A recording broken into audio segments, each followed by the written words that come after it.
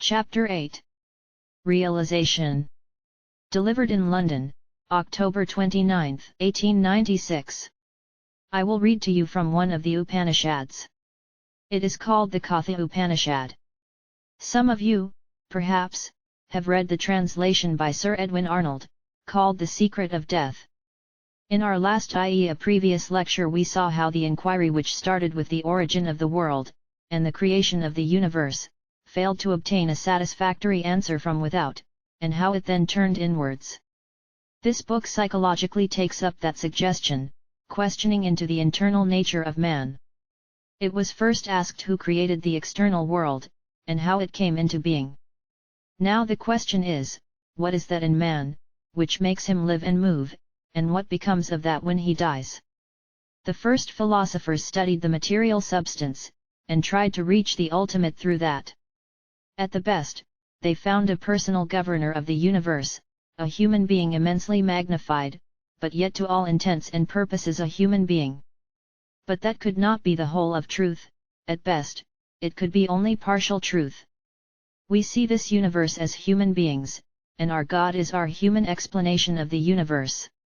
Suppose a cow were philosophical and had religion, it would have a cow universe, and a cow solution of the problem, and it would not be possible that it should see our God. Suppose cats became philosophers, they would see a cat universe and have a cat solution of the problem of the universe, and a cat ruling it. So we see from this that our explanation of the universe is not the whole of the solution. Neither does our conception cover the whole of the universe.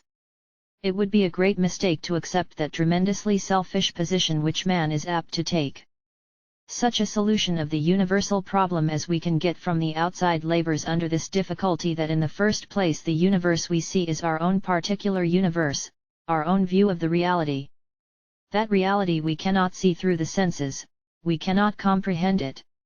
We only know the universe from the point of view of beings with 5 senses. Suppose we obtain another sense, the whole universe must change for us.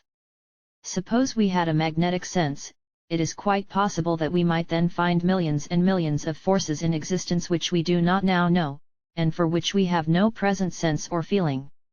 Our senses are limited, very limited indeed, and within these limitations exists what we call our universe, and our God is the solution of that universe, but that cannot be the solution of the whole problem.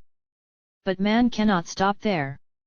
He is a thinking being and wants to find a solution which will comprehensively explain all the universes. He wants to see a world which is at once the world of men, and of gods, and of all possible beings, and to find a solution which will explain all phenomena. We must first find the universe which includes all universes, we must find something which, by itself, must be the material running through all these various planes of existence, whether we apprehend it through the senses or not. If we could possibly find something which we could know as the common property of the lower as well as of the higher worlds, then our problem would be solved. Even if by the sheer force of logic alone we could understand that there must be one basis of all existence, then our problem might approach to some sort of solution, but this solution certainly cannot be obtained only through the world we see and know, because it is only a partial view of the whole. Our only hope then lies in penetrating deeper.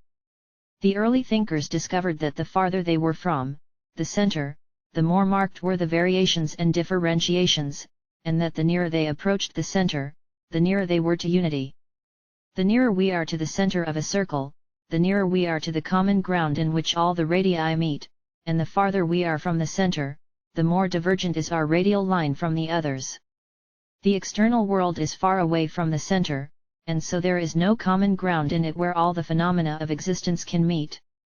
At best, the external world is but one part of the whole of phenomena.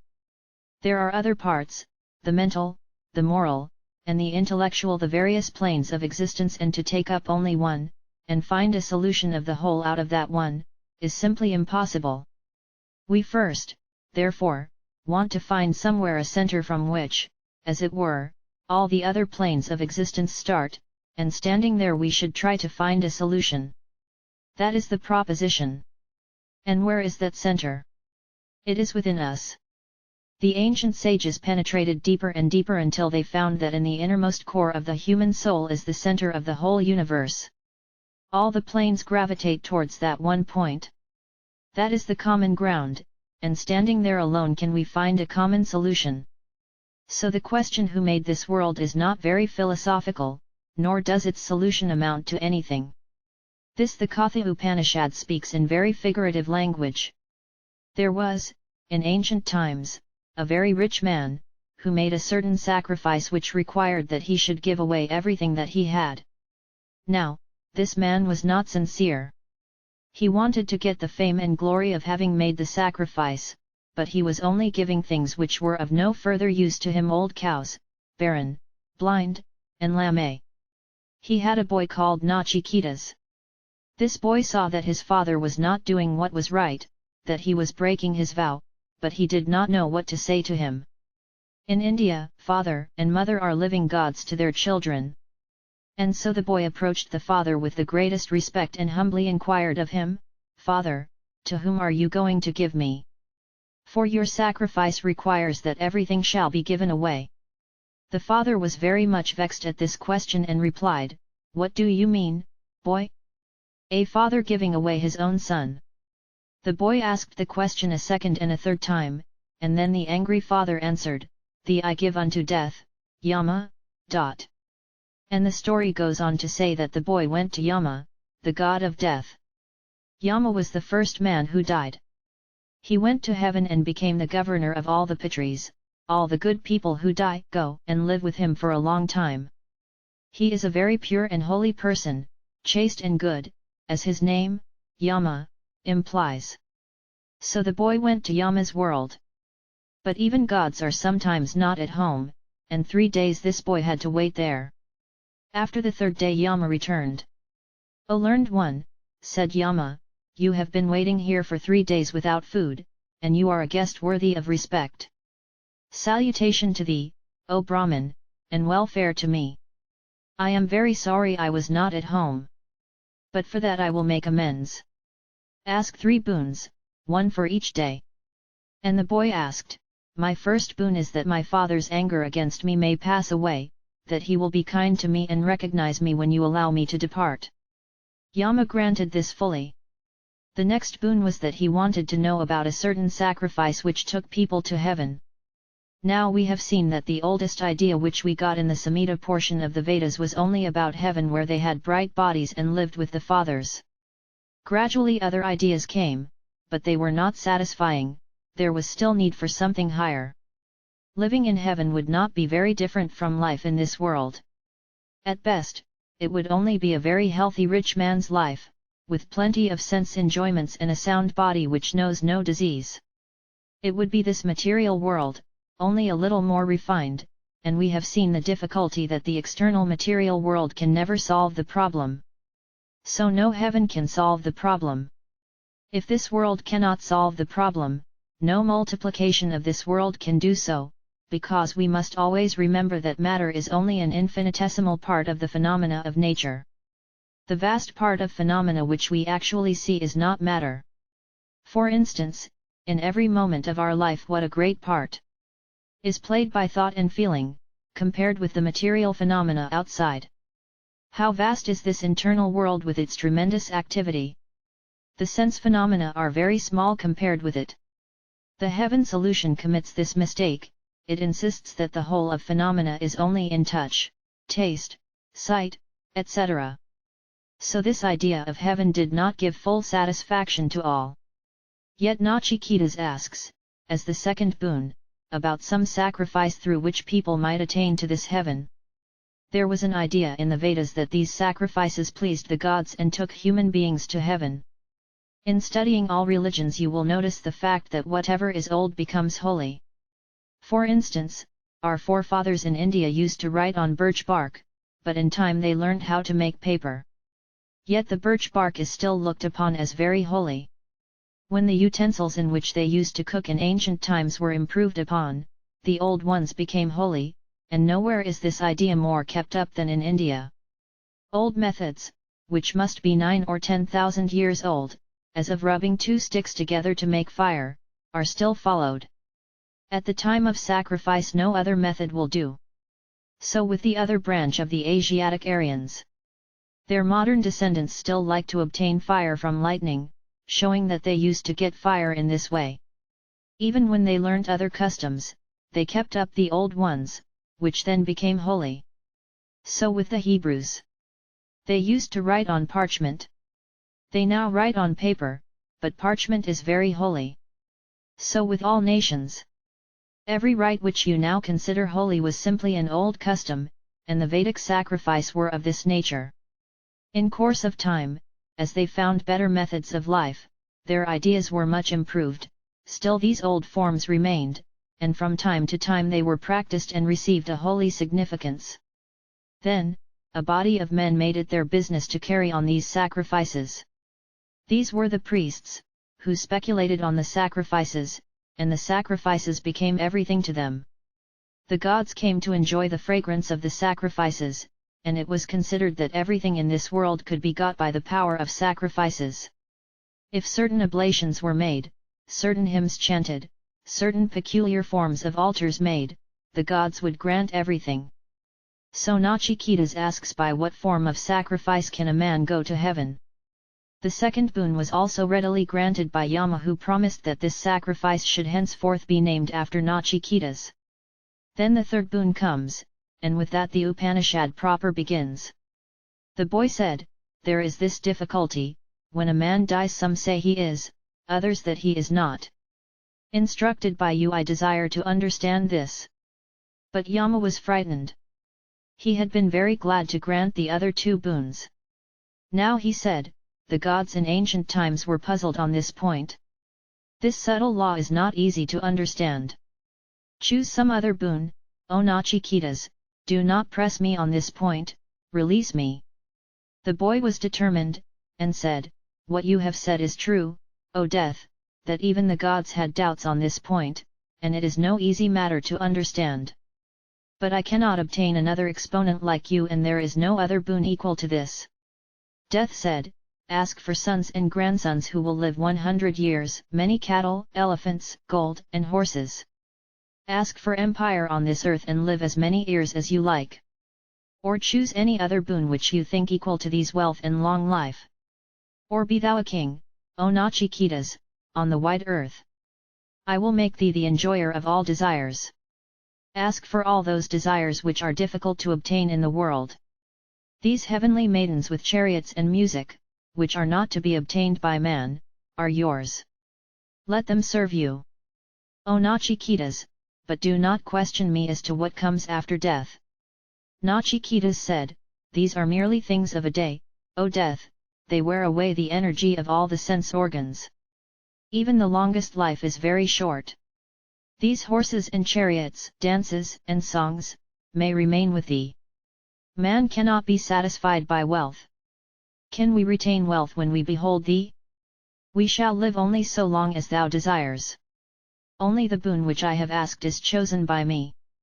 Yama was pleased with this answer and said, perfection is one thing and enjoyment another, these two having different ends, engage men differently. He who chooses perfection becomes pure. He who chooses enjoyment misses his true end. Both perfection and enjoyment present themselves to man, the wise man having examined both distinguishes one from the other. He chooses perfection as being superior to enjoyment, but the foolish man chooses enjoyment for the pleasure of his body. O Nachiketas, having thought upon the things which are only apparently desirable, thou hast wisely abandoned them. Death then proceeded to teach Nachiketas. We now get a very developed idea of renunciation and Vedic morality, that until one has conquered the desires for enjoyment the truth will not shine in him. So long as these vain desires of our senses are clamoring and as it were dragging us outwards every moment, making us slaves to everything outside, to a little color, a little taste, a little touch, notwithstanding all our pretensions, how can the truth express itself in our hearts? Yama said, that which is beyond never rises before the mind of a thoughtless child deluded by the folly of riches. This world exists, the other does not, thinking thus they come again and again under my power. To understand this truth is very difficult. Many, even hearing it continually, do not understand it, for the speaker must be wonderful, so must be the hearer. The teacher must be wonderful, so must be the taught. Neither is the mind to be disturbed by vain arguments, for it is no more a question of argument, it is a question of fact. We have always heard that every religion insists on our having faith. We have been taught to believe blindly. Well, this idea of blind faith is objectionable, no doubt, but analyzing it, we find that behind it is a very great truth. What it really means is what we read now. The mind is not to be ruffled by vain arguments, because argument will not help us to know God. It is a question of fact, and not of argument. All argument and reasoning must be based upon certain perceptions. Without these, there cannot be any argument. Reasoning is the method of comparison between certain facts which we have already perceived. If these perceived facts are not there already, there cannot be any reasoning. If this is true of external phenomena, why should it not be so of the internal? The chemist takes certain chemicals and certain results are produced. This is a fact, you see it, sense it, and make that the basis on which to build all your chemical arguments. So with the physicists, so with all other sciences. All knowledge must stand on perception of certain facts, and upon that we have to build our reasoning. But, curiously enough, the vast majority of mankind think, especially at the present time, that no such perception is possible in religion, that religion can only be apprehended by vain arguments. Therefore we are told not to disturb the mind by vain arguments. Religion is a question of fact, not of talk. We have to analyze our own souls and to find what is there. We have to understand it and to realize what is understood. That is religion. No amount of talk will make religion. So the question whether there is a God or not can never be proved by argument, for the arguments are as much on one side as on the other. But if there is a God, He is in our own hearts. Have you ever seen Him? The question as to whether this world exists or not has not yet been decided, and the debate between the idealists and the realists is endless. Yet we know that the world exists, that it goes on. We only change the meaning of words. So, with all the questions of life, we must come to facts.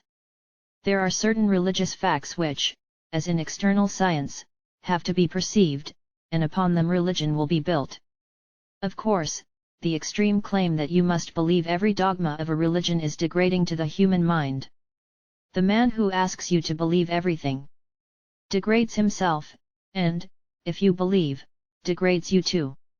The sages of the world have only the right to tell us that they have analyzed their minds and have found these facts, and if we do the same we shall also believe, and not before. That is all that there is in religion. But you must always remember this, that as a matter of fact 99.9% of those who attack religion have never analyzed their minds, have never struggled to get at the facts. So their arguments do not have any weight against religion, any more than the words of a blind man who cries out, "You are all fools who believe in the sun," would affect us. This is one great idea to learn and to hold on to, this idea of realization. This turmoil and fight and difference in religions will cease only when we understand that religion is not in books and temples. It is an actual perception. Only the man who has actually perceived God and soul has religion. There is no real difference between the highest ecclesiastical giant who can talk by the volume, and the lowest, most ignorant materialist. We are all atheists, let us confess it. Mere intellectual assent does not make us religious. Take a Christian, or a Mohammedan, or a follower of any other religion in the world. Any man who truly realized the truth of the Sermon on the Mount would be perfect, and become a god immediately. Yet it is said that there are many millions of Christians in the world. What is meant is that mankind may at some time try to realize that sermon.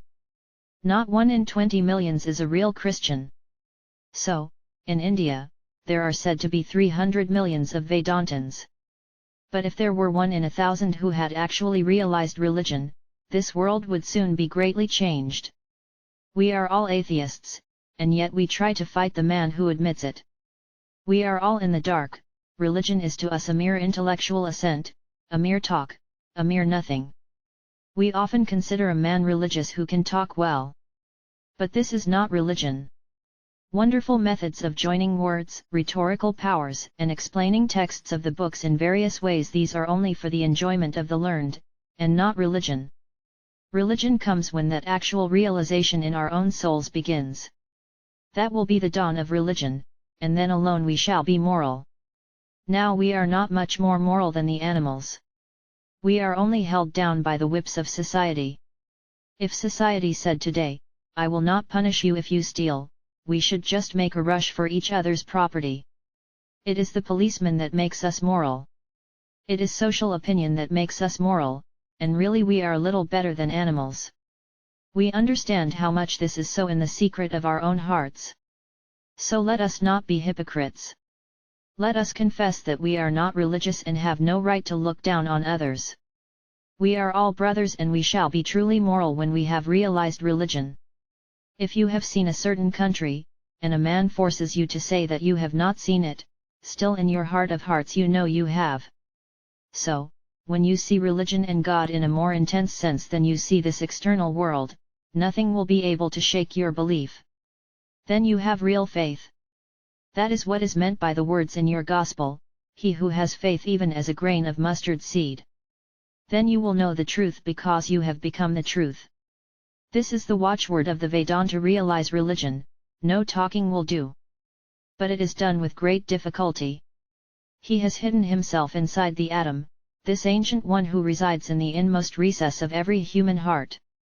The sages realized him through the power of introspection, and got beyond both joy and misery, beyond what we call virtue and vice, beyond good and bad deeds, beyond being and non-being. He who has seen him has seen the reality. But what then about heaven? It was the idea of happiness minus unhappiness. That is to say, what we want is the joys of this life minus its sorrows. That is a very good idea, no doubt, it comes naturally, but it is a mistake throughout, because there is no such thing as absolute good, nor any such thing as absolute evil. You have all heard of that rich man in Rome who learnt one day that he had only about £1,000,000 of his property left. He said, "What shall I do tomorrow?" and forthwith committed suicide.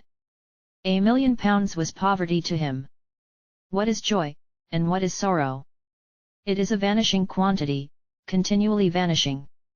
When I was a child I thought if I could be a cabman, it would be the very acme of happiness for me to drive about. I do not think so now. To what joy will you cling? This is the one point we must all try to understand, and it is one of the last superstitions to leave us. Everyone's idea of pleasure is different. I have seen a man who is not happy unless he swallows a lump of opium every day. He may dream of a heaven where the land is made of opium. That would be a very bad heaven for me. Again and again in Arabian poetry we read of heaven with beautiful gardens, through which rivers run. I lived much of my life in a country where there is too much water, many villages are flooded and thousands of lives are sacrificed every year. So, my heaven would not have gardens through which rivers flow, I would have a land where very little rain falls. Our pleasures are always changing. If a young man dreams of heaven, he dreams of a heaven where he will have a beautiful wife. When that same man becomes old he does not want a wife. It is our necessities which make our heaven, and the heaven changes with the change of our necessities. If we had a heaven like that desired by those to whom sense enjoyment is the very end of existence, then we would not progress. That would be the most terrible curse we could pronounce on the soul. Is this all we can come to?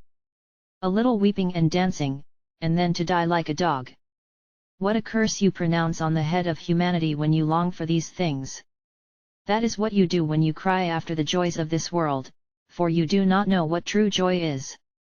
What philosophy insists on is not to give up joys, but to know what joy really is. The Norwegian heaven is a tremendous fighting place where they all sit before Odin, they have a wild boar hunt, and then they go to war and slash each other to pieces. But in some way or other, after a few hours of such fighting, the wounds are all healed up, and they go into a hall where the boar has been roasted, and have a carousal. And then the wild boar takes form again, ready to be hunted the next day. That is much the same thing as our heaven, not a whit worse, only our ideas may be a little more refined. We want to hunt wild boars, and get to a place where all enjoyments will continue, just as the Norwegian imagines that the wild boar is hunted and eaten every day, and recovers the next day.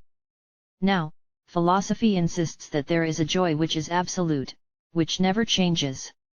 That joy cannot be the joys and pleasures we have in this life, and yet Vedanta shows that everything that is joyful in this life is but a particle of that real joy, because that is the only joy there is. Every moment really we are enjoying the absolute bliss, though covered up, misunderstood, and caricatured. Wherever there is any blessing, blissfulness, or joy, even the joy of the thief in stealing, it is that absolute bliss coming out, only it has become obscured, muddled up, as it were, with all sorts of extraneous conditions, and misunderstood. But to understand that, we have to go through the negation, and then the positive side will begin. We have to give up ignorance and all that is false, and then truth will begin to reveal itself to us. When we have grasped the truth, things which we gave up at first will take new shape and form, will appear to us in a new light, and become deified. They will have become sublimated, and then we shall understand them in their true light. But to understand them, we have first to get a glimpse of truth, we must give them up at first, and then we get them back again, deified. We have to give up all our miseries and sorrows, all our little joys. That which all the Vedas declare, which is proclaimed by all penances, seeking which men lead lives of continence, I will tell you in one word, it is Om. You will find this word Om praised very much in the Vedas, and it is held to be very sacred. Now Yama answers the question, what becomes of a man when the body dies? This wise. One never dies, is never born, it arises from nothing, and nothing arises from it unborn. Eternal, everlasting, this ancient one can never be destroyed with the destruction of the body. If the slayer thinks he can slay, or if the slain thinks he is slain, they both do not know the truth, for the self neither slays nor is slain. A most tremendous position. I should like to draw your attention to the adjective in the first line, which is wise. As we proceed we shall find that the ideal of the Vedanta is that all wisdom and all purity are in the soul already, dimly expressed or better expressed, that is all the difference. The difference between man, and all things in the whole creation, is not in kind but only in degree. The background, the reality, of everyone is that same eternal, ever blessed, ever pure, and ever perfect one. It is the Atman, the soul, in the saint and the sinner, in the happy and the miserable, in the beautiful and the ugly, in men and in animals, it is the same throughout. It is the shining one. The difference is caused by the power of expression. In some it is expressed more, in others less, but this difference of expression has no effect upon the Atman. If in their dress one man shows more of his body than another, it does not make any difference in their bodies, the difference is in their dress. We had better remember here that throughout the Vedanta philosophy, there is no such thing as good and bad, they are not two different things, the same thing is good or bad, and the difference is only in degree. The very thing I call pleasurable today, tomorrow under better circumstances I may call pain. The fire that warms us can also consume us, it is not the fault of the fire. Thus, the soul being pure and perfect, the man who does evil is giving the lie unto himself, he does not know the nature of himself. Even in the murderer the pure soul is there, it dies not. It was his mistake, he could not manifest it, he had covered it up. Nor in the man who thinks that he is killed is the soul killed, it is eternal. It can never be killed, never destroyed. Infinitely smaller than the smallest, infinitely larger than the largest, this Lord of all is present in the depths of every human heart. The sinless, bereft of all misery, see him through the mercy of the Lord, the bodiless, yet dwelling in the body, the spaceless, yet seeming to occupy space, infinite, omnipresent, knowing such to be the soul, the sages never are miserable.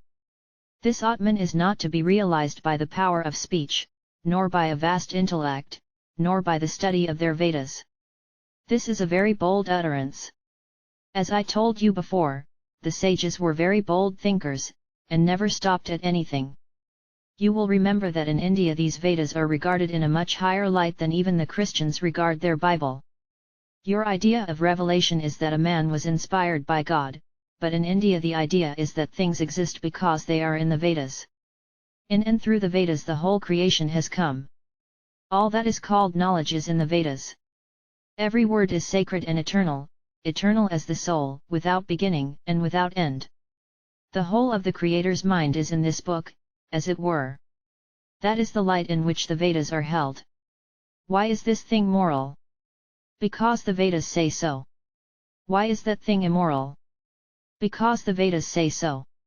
In spite of that, look at the boldness of these sages whom proclaimed that the truth is not to be found by much study of the Vedas. With whom the Lord is pleased, to that man he expresses himself. But then, the objection may be advanced that this is something like partisanship. But at Yama explains, those who are evildoers, whose minds are not peaceful, can never see the light. It is to those who are true in heart, pure in deed, whose senses are controlled, that this self manifests itself. Here is a beautiful figure. Picture the self to be then rider and this body the chariot, the intellect to be the charioteer, mind the reins, and the senses the horses. He whose horses are well broken, and whose reins are strong and kept well in the hands of the charioteer, the intellect, reaches the goal which is the state of him, the omnipresent. But the man whose horses, the senses, are not controlled, nor the reins, the mind, well managed, goes to destruction. This Atman in all beings does not manifest himself to the eyes or the senses, but those whose minds have become purified and refined realize him.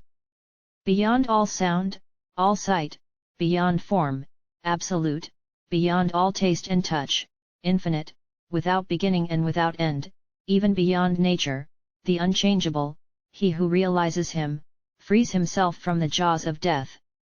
But it is very difficult. It is, as it were, walking on the edge of a razor, the way is long and perilous, but struggle on, do not despair. Awake, arise, and stop not till the goal is reached. The one central idea throughout all the Upanishads is that of realization.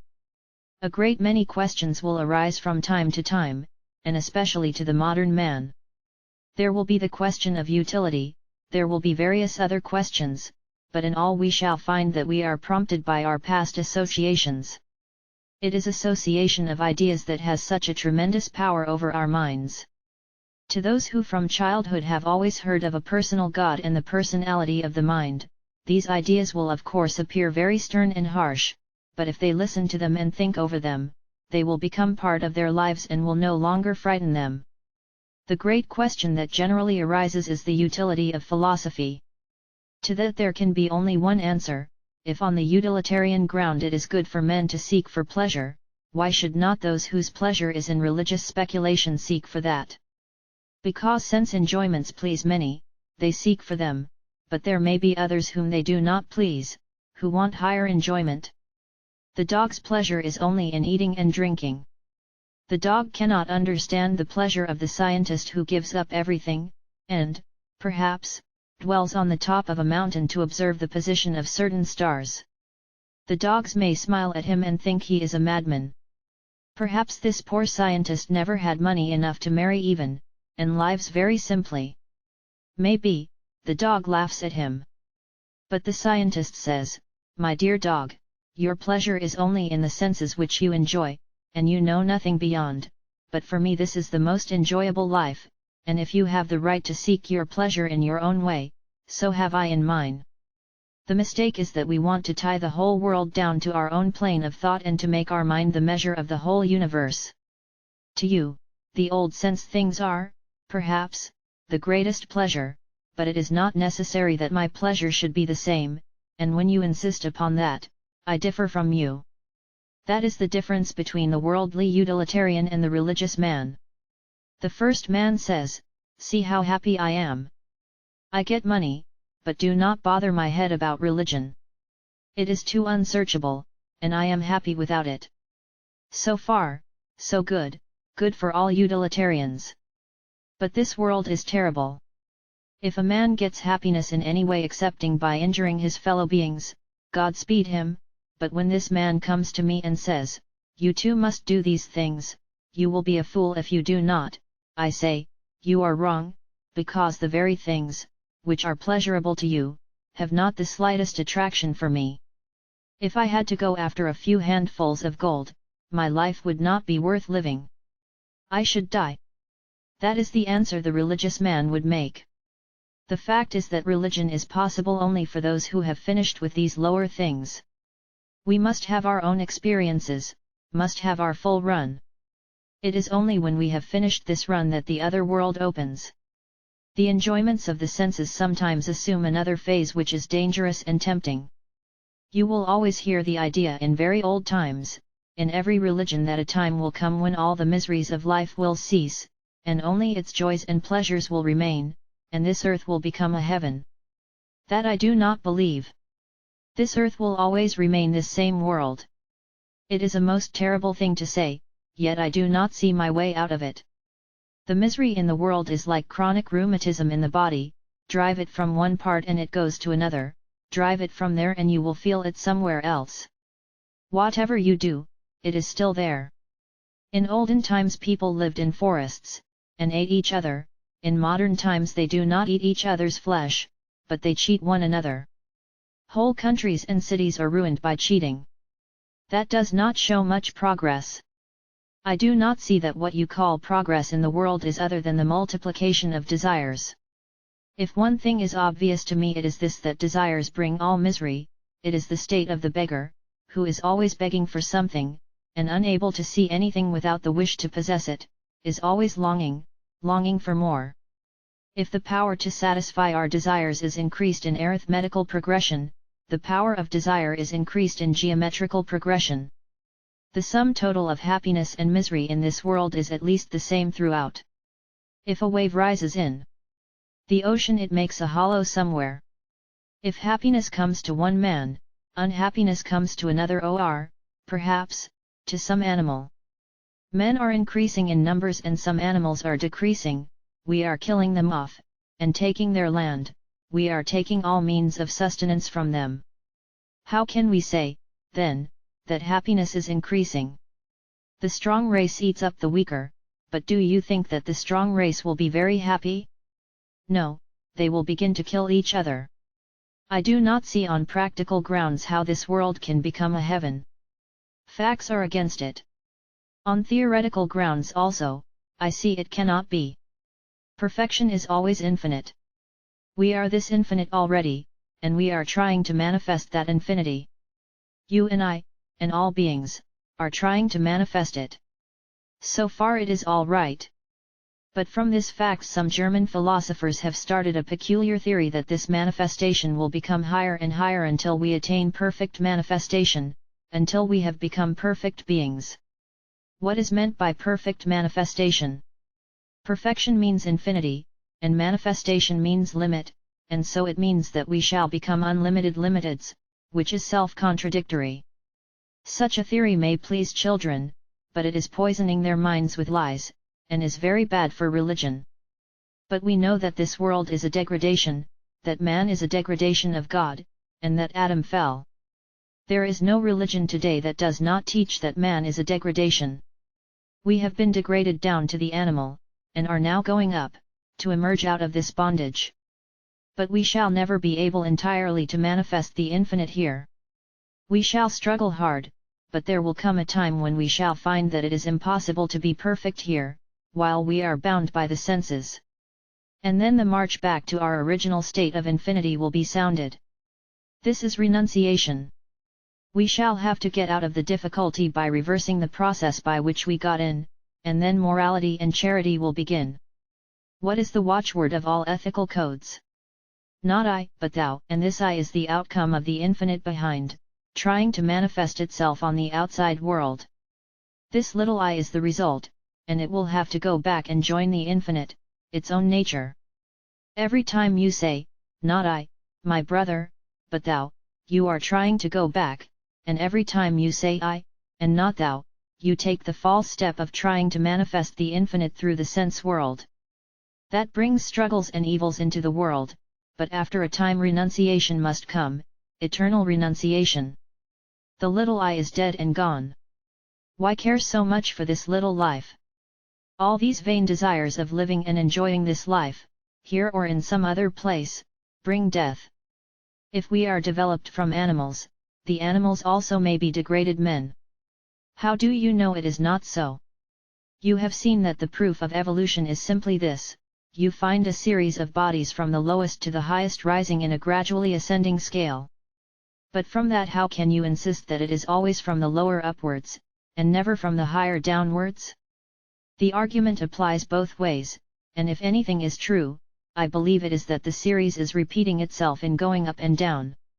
How can you have evolution without involution? Our struggle for the higher life shows that we have been degraded from a high state. It must be so, only it may vary as to details. I always cling to the idea set forth with one voice by Christ, Buddha, and the Vedanta, that we must all come to perfection in time, but only by giving up this imperfection. This world is nothing. It is at best only a hideous caricature, a shadow of the reality. We must go to the reality. Renunciation will take us to it. Renunciation is the very basis of our true life. Every moment of goodness and real life that we enjoy is when we do not think of ourselves. This little separate self must die. Then we shall find that we are in the real, and that reality is God, and He is our own true nature, and He is always in us and with us. Let us live in Him and stand in Him. It is the only joyful state of existence. Life on the plane of the spirit is the only life, and let us all try to attain to this realization.